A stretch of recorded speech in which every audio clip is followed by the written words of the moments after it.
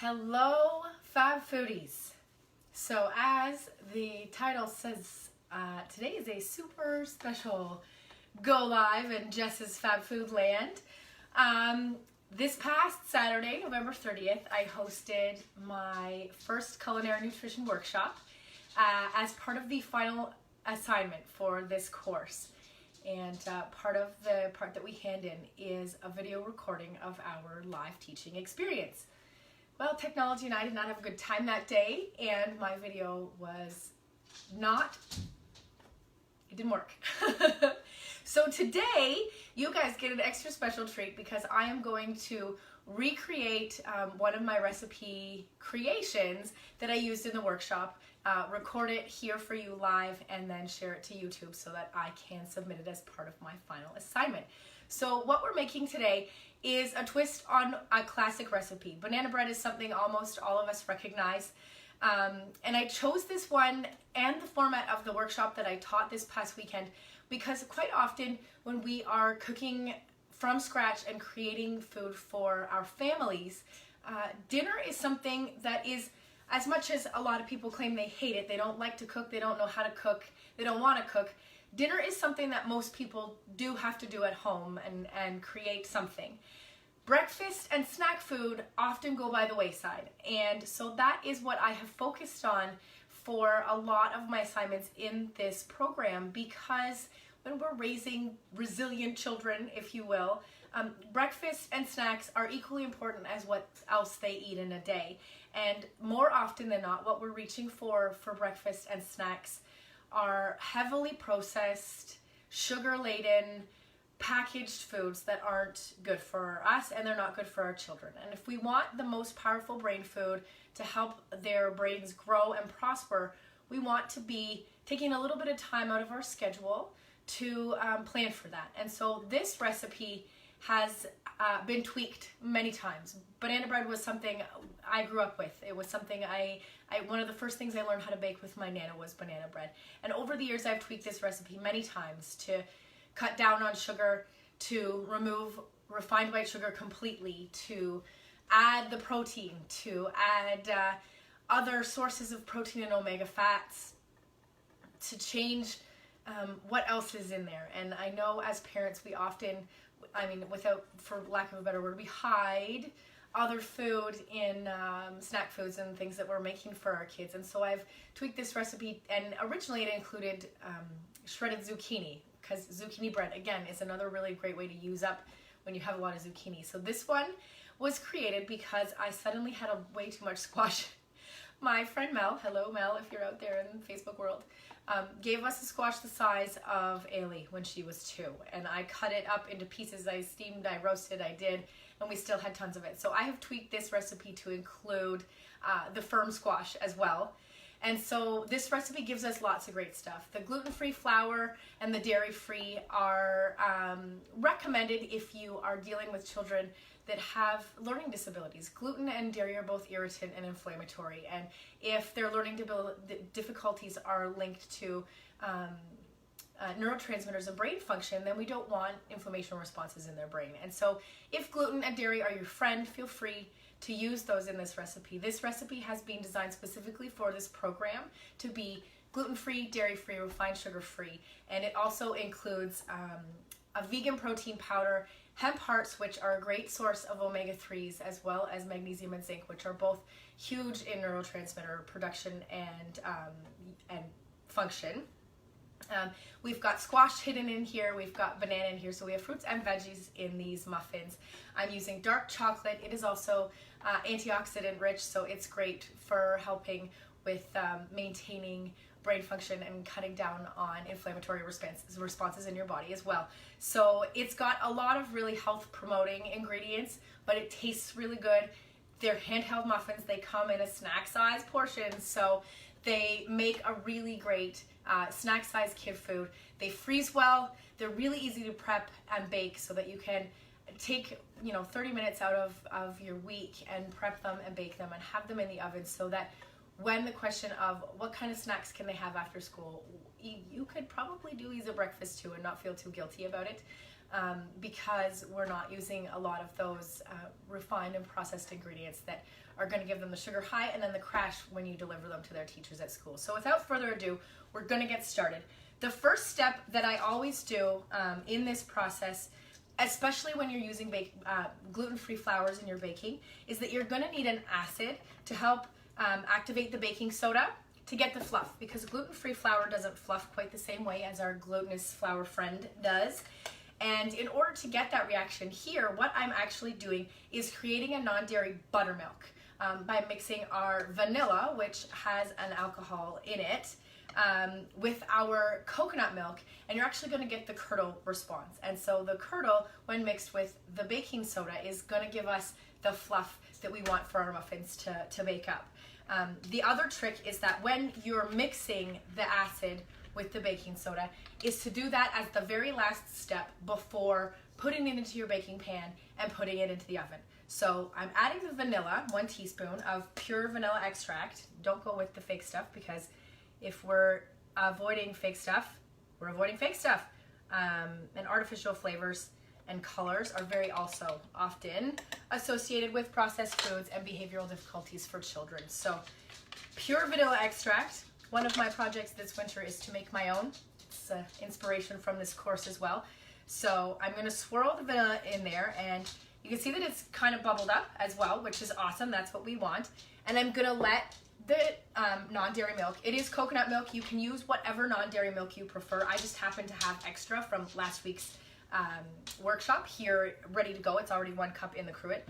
And so that's going to sit. I'm going to mix my wet ingredients in my blender really quick, and then the dry ingredients, and then we're going to combine them. So wet ingredients include 1 sad banana with your nice brown skin and all the other questionable whatever. The only thing about a really sad banana is that as they ripen, their sugar does increase. So keep that in mind.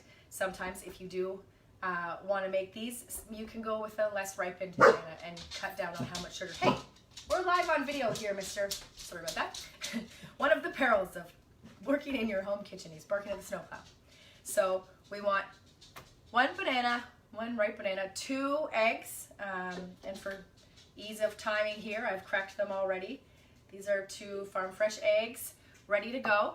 1/2 cup of coconut palm sugar, and this is where we're cutting out our refined sugar. Coconut palm sugar is just created by dehydrating the coconut water, I believe, and so that's our sugar. And if you like, you can always cut that down even more. Between the banana and the half a cup of coconut palm sugar, that's plenty sweet enough. If you want, you could probably cut the sugar right down to even a 1/4 cup, and you probably wouldn't notice the difference. We're also going to do 1/2 cup of melted coconut oil. Now to melt, I just put this in a hot water bath. Sit it in the sink in the hottest water that comes out of the tap. It doesn't even need to be boiling. It takes about 8 minutes for it to go from solid to liquid. If you're in California, it doesn't really matter. It's probably liquid at room temperature. But here in Ontario, in December, it is solid at room temperature. You don't want to microwave it to get it to liquid, because microwaving the coconut oil will denature some of the health promoting properties in there. So that's a tip for you as well. So we're going to pour in the liquid coconut oil. And I do find, especially in baking, that having it in liquid gives me the texture that I want with the gluten-free baking. If you were to use coconut oil at solid room temperature, you would get more of a scone-like consistency, because the chunks of coconut oil will be dispersed throughout there, and as it bakes, those are going to melt. You want that in a scone because you want those pockets. A classic scone with butter, it's cold butter cut into the flour, and as they bake, those pockets of butter melt, and that's what gives you that super flaky scone texture. So if that's what you're going for, don't melt your coconut oil. I like the more smooth texture that I get from melting it. So in there we have our coconut oil, our palm sugar, our eggs, our ripe banana. The last of the liquid ingredients is the 1 cup of steamed squash. So this recipe was born because I have this freezer full of squash. You can add a cup of shredded squeezed zucchini if you want. If you don't have a Hubbard or blue squash, that's what this is. You can use pureed pumpkin. You can use mashed sweet potato. You could use pureed butternut squash, whatever kind you like. They all are good for you. They all have great fiber. Everybody these days kind of knows that if you eat the colors, you get the benefits of those colors. So most orange vegetables are full of carotenoids, which are great for your eyes and stuff as well. So that's all our liquids in there. Yes, I am using our Christmas tree extension cord to plug in my blender here in the middle. I'm going to give it a blast so that it gets liquid, so it's going to get noisy for a minute.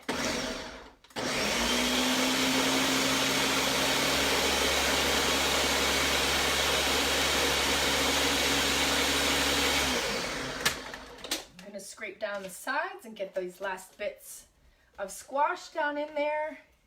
Also make sure that the coconut sugar is dissolving in so that we don't get pockets of sugar in our muffins as well.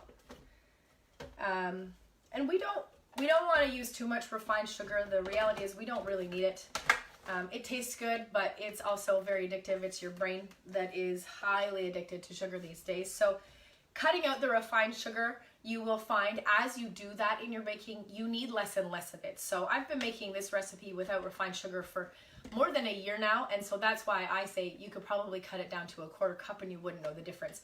If you are in the early stages of weaning your children off refined sugar, or at least trying to remove it from certain places that you really don't need it, I mean, we don't need refined sugar at all, but that's for another day. You can slowly cut back. It's a really easy swap. That's actually another hack I have for you. That's a really easy way to change any classic recipe. Cut the sugar in half. I can guarantee you won't notice. So if your recipe calls for a cup of white sugar or 2 cups of white sugar, good God, you could cut that in half and you are not likely to notice the difference at all. And it's a really easy way to kind of get that out of your baking. So here we go, last blast.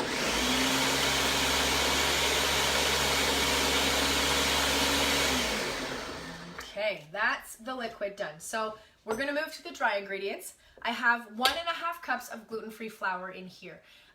If you want guidelines on picking an already blended all-purpose or making your own, I can definitely share that later. In the interest of time, what I have in here is 1 cup of brown rice flour and 1/2 cup of buckwheat flour. Those two have the closest texture to what you might expect for a nice fluffy muffin. There are lots of other gluten-free flours out there. Coconut flour is nice, but in this recipe I would max out at maybe 1/4 cup because the coconut flour absorbs way more liquid than these ones do, and so if you get too wild with swapping out that one for others, you're going to affect your moisture balance, and they're going to be that classic stereotype of gluten-free baking. They're going to be too dry and crumbly because the coconut flour has soaked up all the moisture. So this one, the buckwheat flour and the brown rice flour give you the closest texture. They don't absorb too much moisture. They behave similarly to a nice glutinous flour. So 1.5 cups of all-purpose gluten-free. I have 1/2 cup of hemp hearts. Hemp hearts are a source of protein as well as omega-3s. They do also have essential nutrients like zinc and magnesium. Those are huge in brain function, which is why we like to have them at breakfast. We want our brains functioning at their highest potential, especially when we're dropping our kids off at school. We also want 2 teaspoons of, I'm gonna have to leave the video for a second because I wet this teaspoon with vanilla.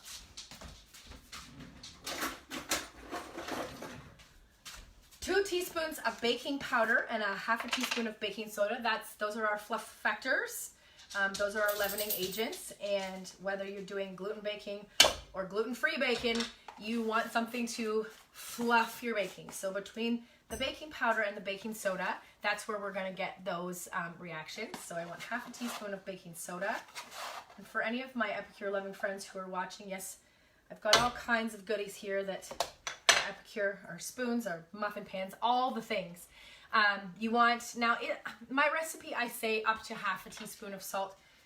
You need a little bit of salt. Again, that helps to activate the baking soda. It works with the acid. I never use that much. 1/2 teaspoon to me is a lot of salt. Depending on your recipe, you may notice that as well. I'm going to give that a little bit of a stir here to combine those dry ingredients.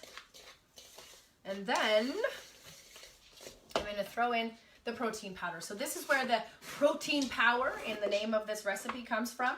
You can use your favorite vegan protein powder if you have one. I say a vegan one. You know what? All we got left in there is 1 scoop. I say a vegan one because a lot of the non-vegan protein powders are whey-based and soy-based. Soy is still plant-based, but whey and soy are still heavily processed, and most of the whey and soy that you find in protein powders, they're a byproduct of something else. And they were just like, we don't want to throw this away anymore, so let's find a way to use it. So that's how they ended up in those protein powders. Whey is still dairy-based. It can still be highly allergenic and be a trigger for inflammation markers in people. So stay away from a whey-based protein powder. They're also quite gritty, so people don't really enjoy them. Use a good vegan one. And if you don't want any of the other stuff that comes in a protein powder, because sometimes people don't like the flavor, they don't like how it's sweetened. They're often sweetened with stevia and that kind of stuff. And if you don't like any of that stuff, but you still want the protein, then you can use a collagen isolate. I have one. I'm not using it in today's recipe because I do actually like the recipe with the vegan protein, but you can use pure collagen. Again, that's if you're non-vegan. Collagen is just protein. It is a powder that is produced by rendering the bones and cartilage and skin from cows. It's bovine. But it is pure amino acid, pure protein. The only thing you want to be cautious of when you are adding these into your recipes is that 1 serving gives you the 20 grams of protein that you want, but doesn't add more than 1/3 of a cup of dry volume to your mix, because if it's more than 1/3 of a cup of dry ingredients, that's going to throw off your moisture balance as well between the milk and the wet stuff in here. So I'm going to combine them real quick, and then we're almost done. Our dry ingredients are mixed together. So then all we want to do, I'm going to give this one more quick blow because it's been sitting for a second. And then what you want to do is go half and half. So add half your wet ingredients to your dry ingredients and half your milk. I like this blender because this thing comes out. It makes it a lot easier to get all the goodness out of there. So I'm just going to scrape down the sides here.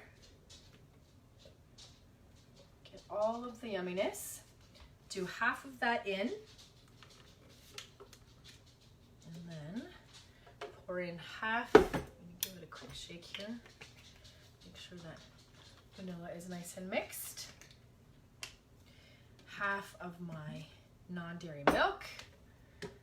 Give it a quick fold.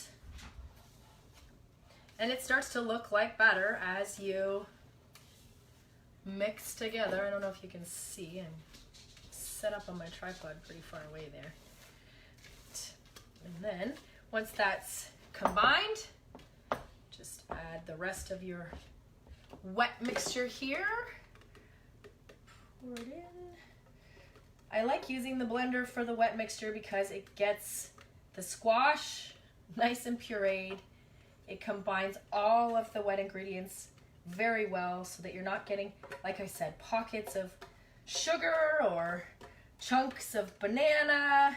But if you don't have a high-powered blender, you can cream all this stuff together by hand. Mash your banana like you would any other time you're mashing bananas for baking. And then the rest of our coconut milk here. I love coconut milk for baking. I got kind of enamored with it when I was doing a lot of dairy-free baking when the baby was little. It's coconut, so if you don't like coconut, then don't use it. If you have an allergy, don't use it. And it does have a little bit more of a distinctive flavor than some of your other non-dairy milks. There's hemp milk, there's oat milk, there's almond and cashew milk. It's really whatever you prefer. If you have the time, and let me tell you, most people do, they don't think they do, but you probably do have the time to make your own nut and seed milks.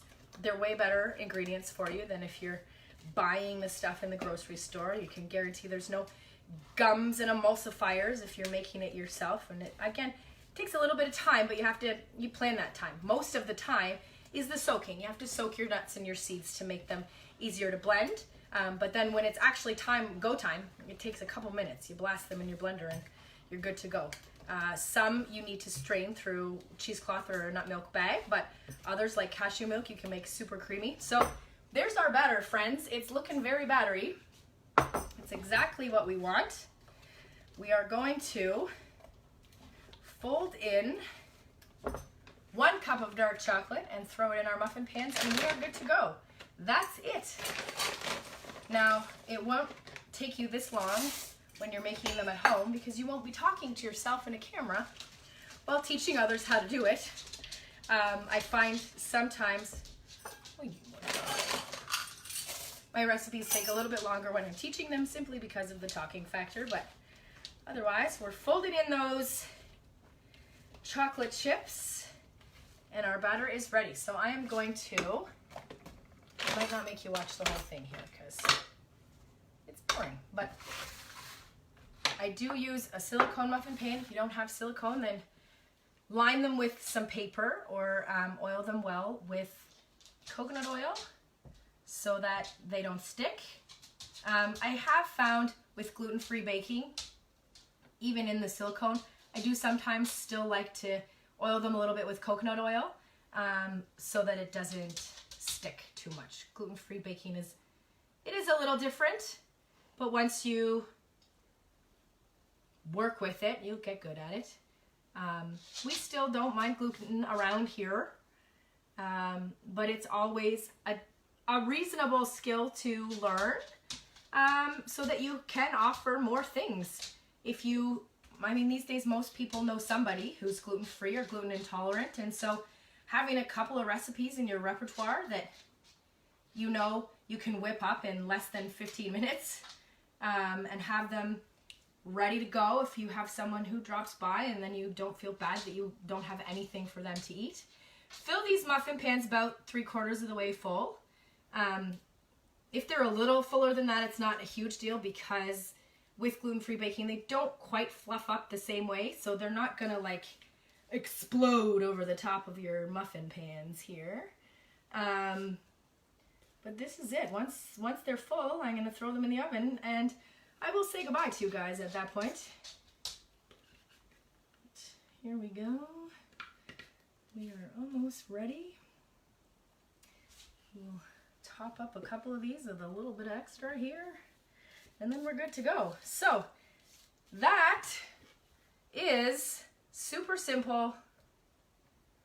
Protein power, no refined sugar, no dairy, no gluten. You've seen the pictures. I've shared this recipe like 6 times over the last couple weeks because I have been working on it. They're delicious. Every time we've made them, I've made this many, there's still none left. Every time we make them, they get eaten. The girls can take them to school. Paul takes them for breakfast when he's in a hurry. They were such a big hit at last week's workshop that there were leftovers taken home from the workshop from the church. And this round will probably survive through next week's lunchbox extravaganza, and I will have to make more. But in less than 20 minutes, you can whip these together. You can double the batch if you want. They freeze really well, and they do make a great breakfast and a great snack, and you can feel 100% confident in giving it to the kids and know that it's going to support their well-being instead of loading them up with stuff that's just going to make them crash. So thanks for tuning in, guys. I am going to download this one from Facebook, upload to YouTube, and it's going to be available there for all eternity as long as YouTube exists. I will probably edit what I send to my final project, but thanks for being part of my final project and tuning in live with me today and watching the whole process. So thanks again, guys. Have a great day. Bye.